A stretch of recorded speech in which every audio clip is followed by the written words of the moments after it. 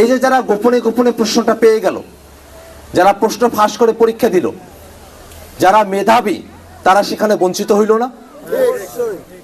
তাহলে যারা প্রশ্ন কিনতে পারলো, টাকা পয়সা খরচ করতে পারলো, এরা এই প্রাইমারি পরীক্ষাটাতে এরা টিচার হয়ে যদি আসে, তাহলে আমাদের ছেলে মেয়েদেরকে তারা শেখাবে কি? আমাদের ছেলে মেয়েরাও তো তাদের কাছে নকল করেই পরীক্ষা দেওয়াটা শিখবে, তাই না?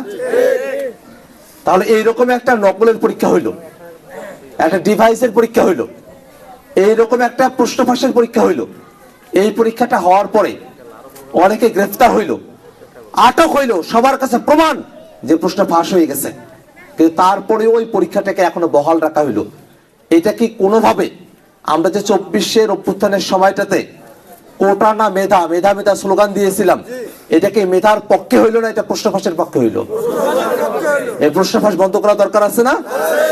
আমরা এখান থেকে সরকারের কাছে দাবি জানাই যে প্রশ্ন ফাঁসের নিয়োগ পরীক্ষা হয়েছে, যেটার অকাট্য প্রমাণ আছে, ওই পরীক্ষা বহাল রাখা চলবে না।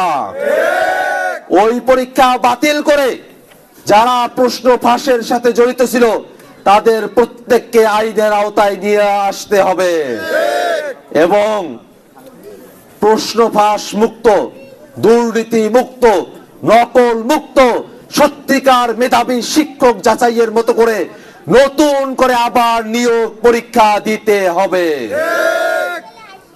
ভাইরা আমার, আমাদের দেশটা এরকম অনিয়মে ভরপুর হয়ে আছে।